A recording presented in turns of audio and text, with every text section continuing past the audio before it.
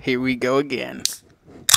I know you guys like sitting around the tailgate telling stories with good buddies, cracking cold ones. No matter if it's hunting season or fishing season, well, so does the Outdoor Drive podcast. So we're going to bring you Tales from the Tailgate. Beau Sampson, what's up, dude? Nothing much, just having fun, living life. Yeah, yes, you are. There is no question about that, dude. I mean, you're every time I look and turn around, you're out fishing or hunting or doing something crazy. Mm-hmm. Man, blessed every single day, huh? Yeah. So, for you guys that don't know, Beau is actually one of my first guests on the was it on the were you on the Outdoor Drive? Yeah, you were on the Outdoor Drive. Yeah. So you were one of my first guests, dude. So we're going to bring you back on here at episode, oh man, what episode are we at? I think we're almost 190, dude. Wow. Isn't that crazy? Yeah, that's crazy, dude. Yeah. So, man, we'll turn this key, dude. Let's get this thing. We're going to put it right in four-wheel drive. Why don't you tell everybody who you are, where you're from, and a little bit about what you do, Beau? All right, so I'm Beau Sampson. I live in Middletown, Pennsylvania. We run offshore charters and bow fishing charters, and I love to hunt, fish, and do everything with my family. That's awesome, man. Nothing better than that. So let's just have story time with Beau, because you've been in the past year, dude. You've been super busy doing a ton of things. Yeah, definitely. I know, between Texas and Florida and the bow fishing and everything else. I mean, you probably got 1,000,001 stories to share with us. You're not wrong. Well, why don't we start in Texas? Because Texas was kind of cool and fun. You got to shoot a ton of really good animals down there in Texas. Mm-hmm. Why don't you take us through your trip kind of from start to finish, man? All right, so first we just got there, got settled in, went out hunting, and then the first day we saw the ram, but we didn't want to shoot that, so we went over, shot some hogs, and I shot probably a 180-pound hog. Wow. Probably. Yeah, it was like 300 yards away. That was awesome. What caliber rifle were you using down there? So for the hog and the ram, I used a 7 mag. Oh. And then the axis deer and the red stag, I used the 338. Lapua? No, I just said 338. 338, yeah, okay. I don't know rifles all that much, man. You probably know 10 times more than I do about rifles, honestly, because not really a rifle guy. So were you down there like trophy hunting? Did you shoot any of them were like trophies, or they were just? Oh yeah, my ram was a double curl. Oh wow! Now, do you eat them? No, we don't eat the rams. We donated it to a church. Oh, okay. All right. How about the other stuff that you ended up taking down there? Yep. We ate all the rest of the stuff. So you got what? A red stag? An axis deer, a hog, and like 10 doves. Wow. Now those other they were like the fallow deer, that was it antlered or was it a doe? No, it was antlered. Oh, nice. Tell me how that went, man.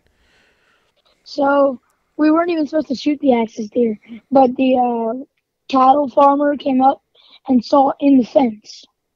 Ah. And the owner of the ranch said, if you can find it, you can shoot it.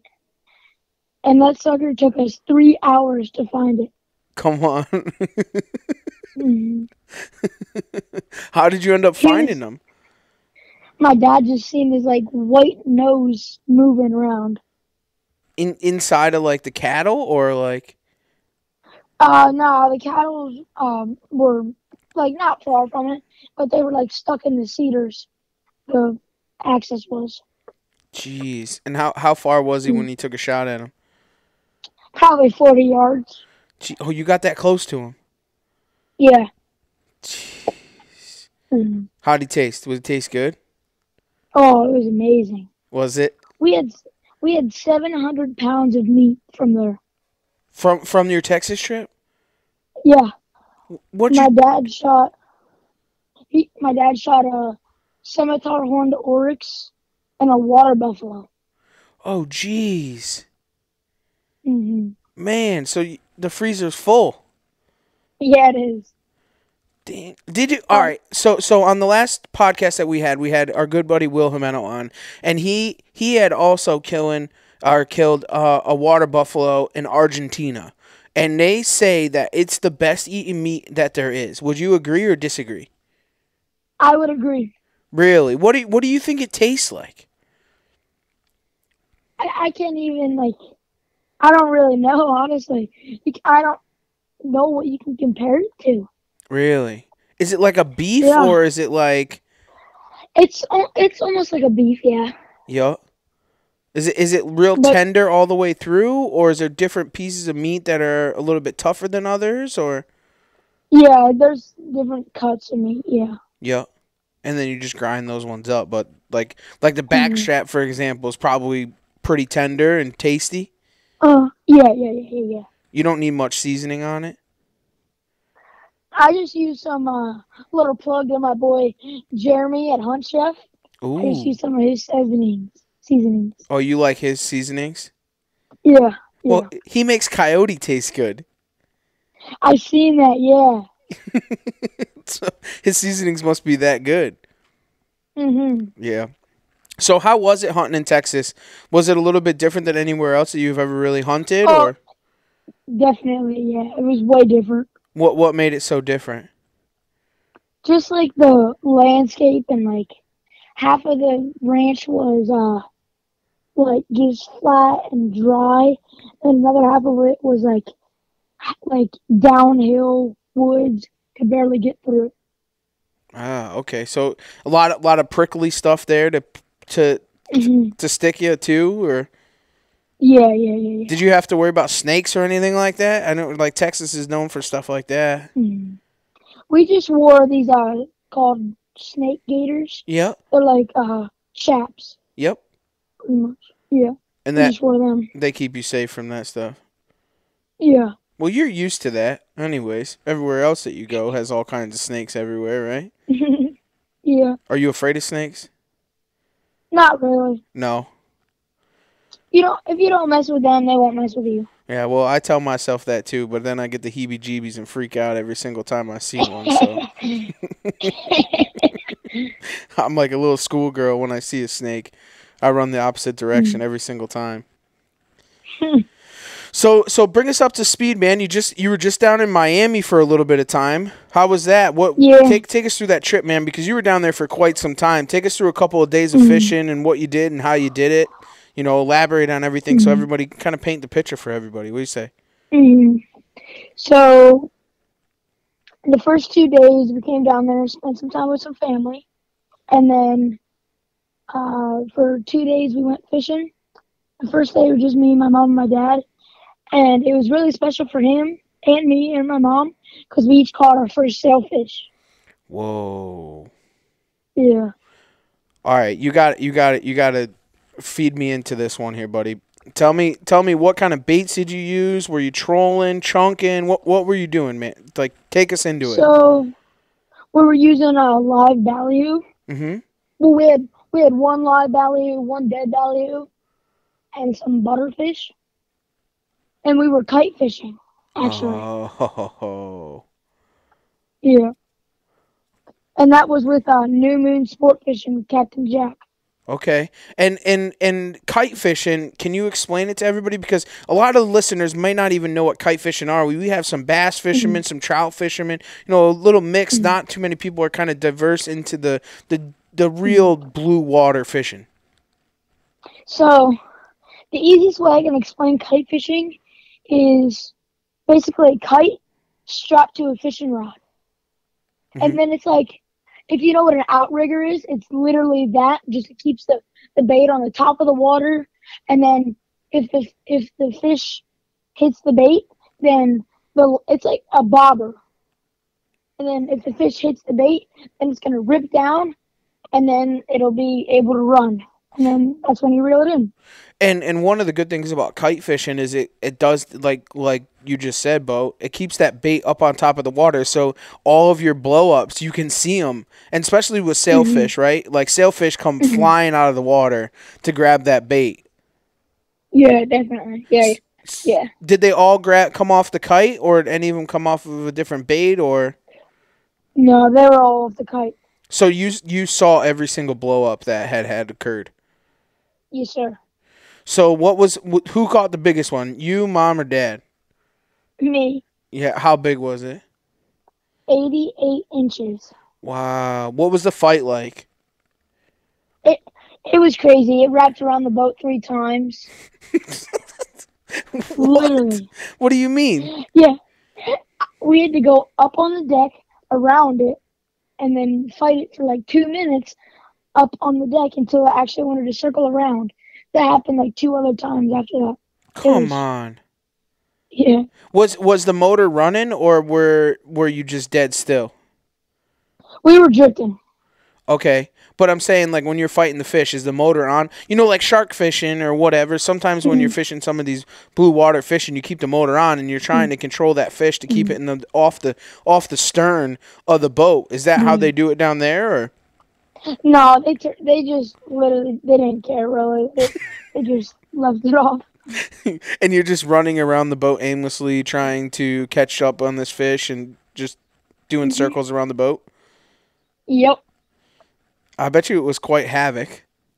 It was sketchy too because it was windy. Was it? Yeah. The weather was kind of rough. What kind of But that's what you want with sails. Oh, really? Oh, probably. Have you ever heard of Haulover Inlet? No. It's the worst inlet on the East Coast. Come on. What makes it so bad? I can't really tell you that because I don't know. It just gets to 7, 8 footers on the inlet. Inside the inlet? Yeah. I heard that you drove the boat in the inlet. 50-foot boat drove the boat through the worst inlet on the East Coast and docked it. Come on. Mm-hmm. Who in their right mind is going to let you do that? What's that supposed to mean? I don't know. I mean, come on. It's Beau. I mean, what do you mean? You got to drive a boat in the worst inlet on the entire East Coast, 50-footer. Mm-hmm. What it feel like? It was nerve-wracking, especially because we had the outriggers out and I didn't want to hit the poles with them. Mm-hmm. So, and then they started filming us because they have this YouTube channel called Boats vs. Haulover. Yeah. Yeah, and they were filming for that day. And you were on it. I think I'm pretty sure. That's crazy, dude. So what other fish did you catch while you were down there besides the sailfish? Some grouper. We caught some blackfin tuna. What kind of grouper? But we caught a gag grouper, but we had to let it go. Mm-hmm. Because it was season starts May 1st. Oh, so it was out of season. Yeah. What else did you get down there? I mean, not much. Like the second day, me and my dad just went out. Mm-hmm. It was 6, 7 footers. He, no offense to him, but he threw up too. Did he really?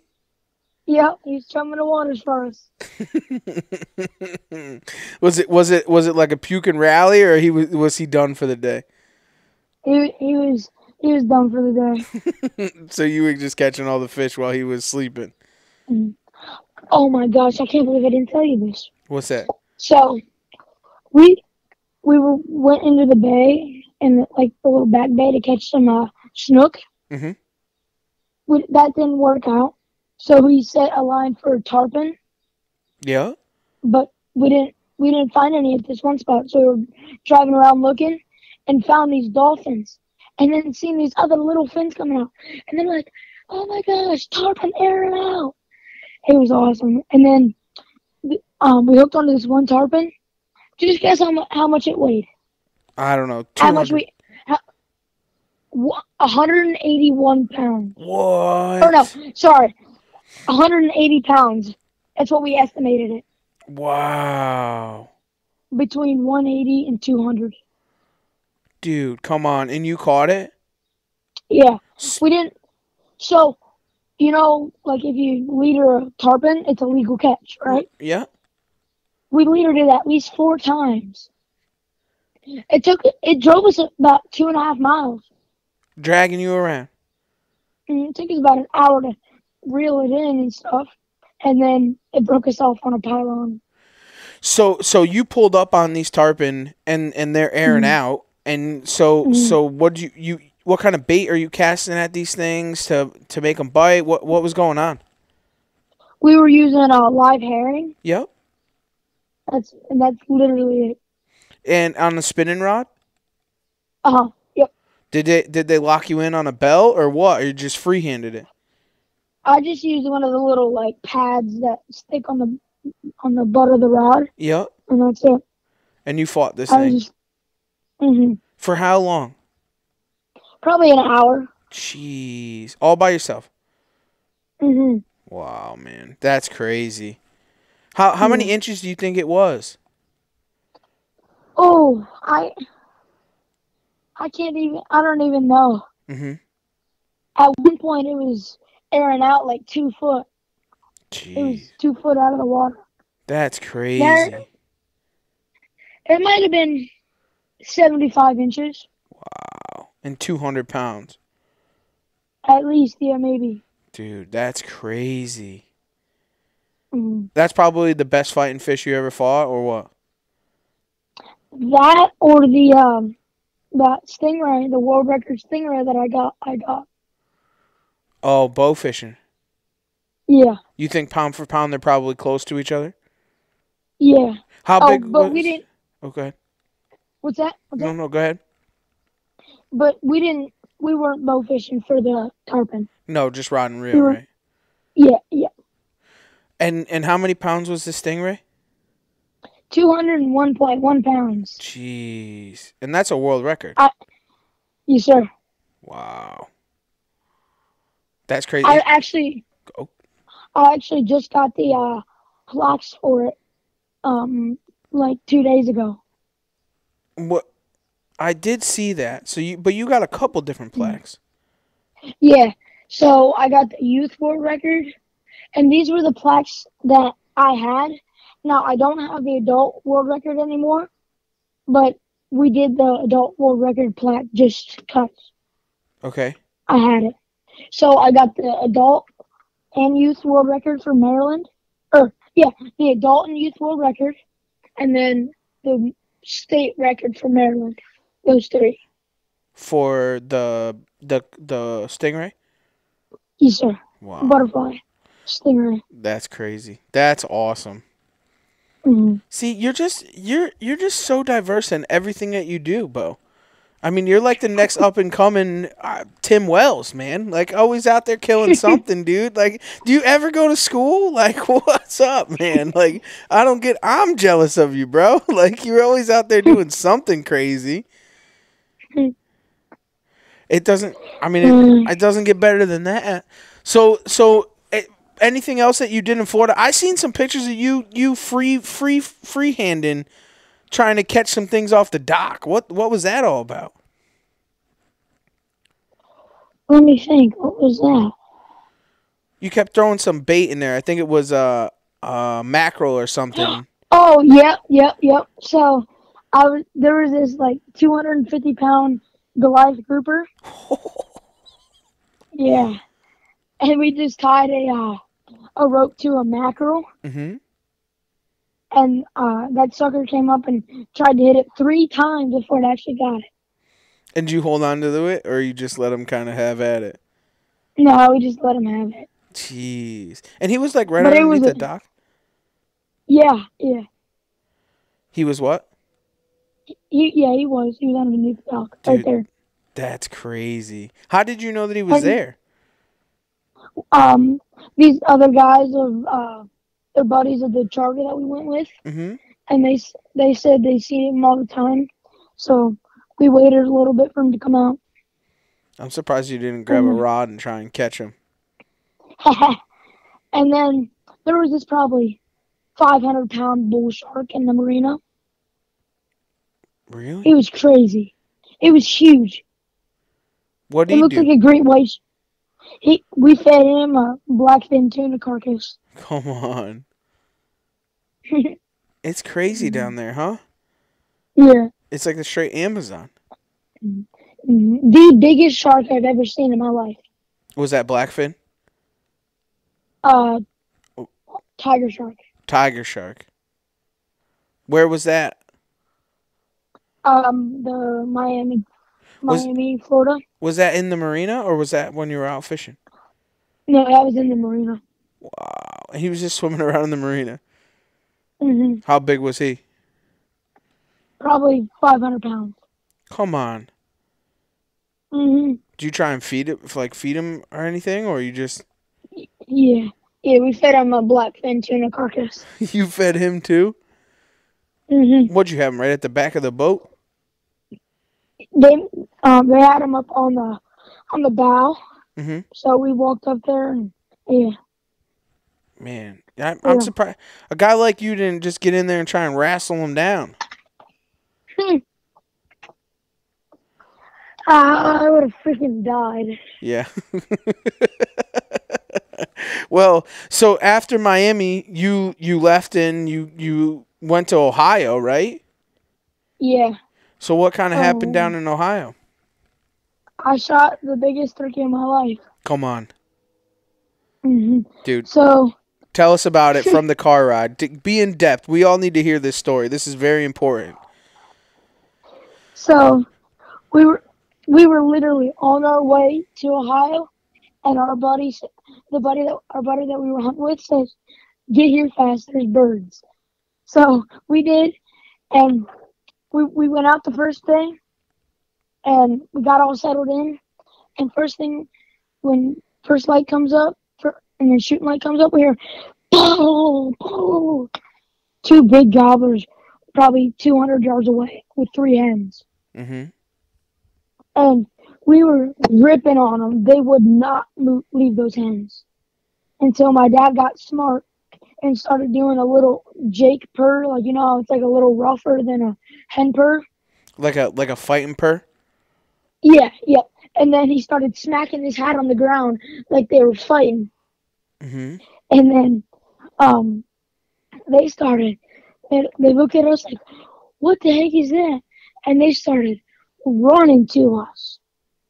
Really? And yeah, there was 2 nice sized gobblers, and my dad's buddy was filming, and he was like, these 2 birds were coming up, and all I could see was their heads, but it wasn't a good shot because I had a pole and some brush in the way, and then there was this big hill, so all I could see was his head. But the guy that was filming, he kept telling me to shoot, but he could see like half of the bird's body. Mm-hmm. And then he told me to just get up and shoot, and I was literally on them birds. And then he starts, he starts putting in and starts running away. So I couldn't get a shot on them that day. So then the next day we went to the same spot, didn't see anything there. So we went to this big cornfield, and there was this like old tree stand platform, and literally put our seats in right there and put our decoys out. Started calling. Took us probably 40 minutes until we had 3 big jakes coming in, and they seen the decoys, and the one started like getting all strutting and stuff, and then they started gobbling, and then we started calling a little bit to them, and then we hear this super big bird going off, and then we hear him getting closer, and my dad's like, "Bo, get ready." So I seen these 2 birds come in, and then I get on them, and then I forgot to take my safety off, so I was like, "Oh, I gotta move back," click it on, and then I leaned to shoot because it moved a little bit, and they start putting and start walking away. So I had to lean over a little bit more, and then I killed them. Jeez, what did they see? I think they seen me moving my hand. Oh. And then, but you still killed them. Oh yeah. On film too? Yep. Where's everyone going to be able to watch that? On Bo Knows Outdoors on Instagram Ooh. and Mob Squad Bowfishing on Instagram. Wow. Okay. All right. So how big was this bird? It had a 10-inch beard Mm-hmm. and 1-inch spurs. Jeez. And how much did it weigh?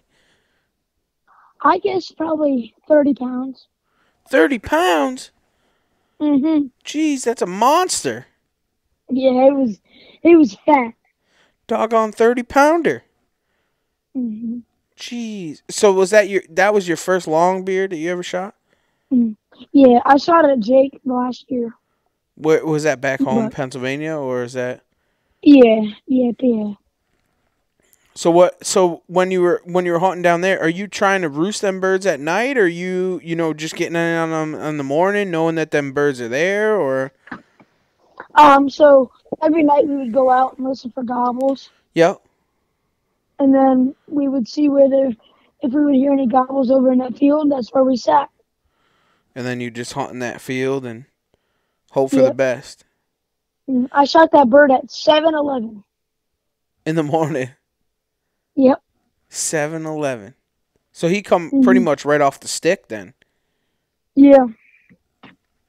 Nothing wrong with that, dude. So what else you got planned for this season? Lots and lots of fishing charters. Yeah? What kind of fishing charters? Offshore, bow fishing. Tell us about it, dude. And we actually just added a new boat to our fleet. You did?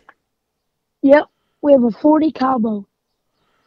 Ah. That's the boat that me and my dad are going to be running. Okay, and what kind of charters y'all run down there? So we run bow fishing charters, and then we have one smaller boat that's a 30-foot. Mm-hmm. And then that'll be me, that'll be my sister and her boyfriend. They run that 30-footer? Yeah, they'll be doing just bottom fishing. Okay. Yep. And then me and my dad will usually run bow fishing charters, but if we have like two back-to-back in one day, one me and my dad will run, and then one my sister and her boyfriend will. Okay. That's awesome. And is that out of Maryland or Delaware or? So the big 40-foot offshore boat, that's out of Ocean City, Maryland, and White Marlin Marina. Mm-hmm. And then the 30-foot boat with just the bottom fishing and stuff, that'll be out of Indian River Marina. Wow, that's awesome, dude. So they're gonna keep you busy. When are you gonna go to school, Beau? I'm out of school June 10th, so I'll be just straight fishing then. And we have 3 bow fishing tournaments this year to do. What do those things entail? So I have 2 in May and 1 in June. And those are down in what states are those in? So the Potomac, Big 5 of Virginia. Mm-hmm. And then I have the World Bow Fishing Tournament. That's in Michigan. And you're gonna shoot all of those? Yep. And then we have the Spring Fling Tournament in New York. Jeez. And maybe we're gonna shoot the Potomac Youth Tournament. Mm-hmm. Yeah. Jeez, man, you're all over the place doing absolutely everything. Mm-hmm. If you could pick one thing to do for the rest of your life, what would it be? Fishing charters. You like fishing charters? Yep. Why do you like fishing charters so much? Because I like to help people. Like learn how to fish and everything like that? Mm-hmm. And then I love being the first mate because I get to help people do, like, I help people rig up rods. I help set lines. And that's your favorite thing to do? Yep. It's not about catching your own fish or shooting your own fish or nothing like that. You like helping other people. Mm-hmm. What do you think is, like, if you could have one of your most, like, memorable moments of being on the deck and fishing with somebody, what would it be? Do you have, like, a favorite story? Oh. Probably when I shot. So last podcast, remember we talked about the river carp sucker. Yep. So I don't have that record anymore, Hmm. but it was an awesome shot that I did. So I was up on the deck with me and my dad's buddy, Yep. and he said, "Oh, there's a carp right there." He was literally drawn back, about to shoot, and I lean over and shoot that thing, and, and he thought I missed it, but I actually got it, and turned out to be a state record. That's awesome. That's Mm. absolutely epic. Do you have a favorite, like, most memorable, like, when you're working the charter boat? Do you have a story that you like to tell that's like your favorite moment with helping somebody? Oh, probably. So this one time we were pot hopping for mahi, Yeah. and we had like 20 mahi we caught, and my shirt looked like I was a serial killer. Come on. Literally, it was covered in blood. And From then the deck was just from all the mahi. They're so bloody. from gaffing them and ripping them on the boat. Yeah. That's awesome. Nothing better than Mm. that. You fillet them up for them people or what? Yeah, yeah. You good at it? Mm. I'm not bad at it. I can fillet a fish, Yeah. I think. Mm. Where'd you learn how to Oh, fillet a fish? my dad. Oh. And another good memory I had is so we were part of this organization called the One Wish Foundation, Mhm. and it gives people with life altering illnesses. Yep. It gives them their one wish to do anything they want in the outdoors. Mhm. So, um, this kid, he's had multiple surgeries. But he's so nice, and he went and shot an elk, and my dad filmed it, and then he came with us bow fishing, and they shot like 4 or 5 rays, and that was awesome to take in. To be able to be part of that, right? Yeah. That's awesome, Bo. That's Mm. that's epic, man. That's, you helping people at such a young age and having such a love for that and a passion for helping other people at such a young age, man. You really you're really beyond your age for sure, Bo. It's really cool to watch you Thank you. in the past couple of years to get to know you and become friends with you and kind of see and all the ventures that you get to go on and do and stuff. It really is inspiring, bro. You're doing a lot of really cool things, man. Thank you. You know, it and it keeps you out of trouble too. Could you imagine how much trouble you'd be in if you weren't in the outdoors? Like, like I bet you got buddies that do a lot of bad things that aren't supposed to, right? And they're not hunting or fishing, The thing is, I really can't say that about them. right? I really can't. I have an amazing group of friends. They're they're super good. They love to hunt and fish, and then they love baseball, which is all me too. So Mm-hmm. I mean, I couldn't ask for a better friend group. I And mean, a lot of your friends do hunt and fish also. yeah, yeah. That's good then. Mm. I bet you that you shoot bigger deer than them, though, right? Probably. You were supposed to say no, Bo. No, I'm just kidding. Oh, really? No, I'm just kidding. I'm just kidding. I'm just kidding. No, man, you get to have a lot of fun, dude, and do some really cool Mm. things, man. It's always good to hear from you and see you at the shows and see all the things you got going on. I mean, how many you have a ton of world records with the bow fishing. Now you're catching tarpons and sailfish. I mean, what's next, dude? Like, what are you doing next? You got any good plans coming up for the season? So I don't know yet, but maybe San Salvador. What is it? We might be going to San Salvador with my dad's buddy. What is that? Maybe. It's South America. South America? Maybe. I don't know yet. Maybe. What are you gonna hunt over there? We'll probably be fishing for sailfish. In South America? Hmm. Bro, come on. You got to be kidding me, dude. Where did this you were doing all this bow fishing, now you're getting on this deep blue water. Do you like it more than bow fishing, you think, or Offshore? yeah. Oh, probably, yeah. Yeah. Oh, wait. Oh, no, sorry. No, I like bow fishing more than offshore fishing. Do you really? Mm-hmm. Why is that? It's just, I don't have to be as patient.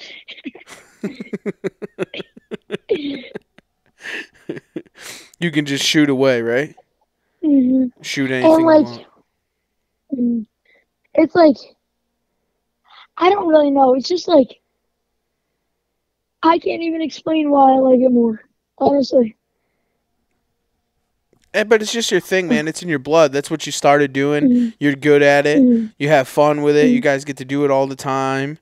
You got some real good shooting spots, and you doing the butterfly.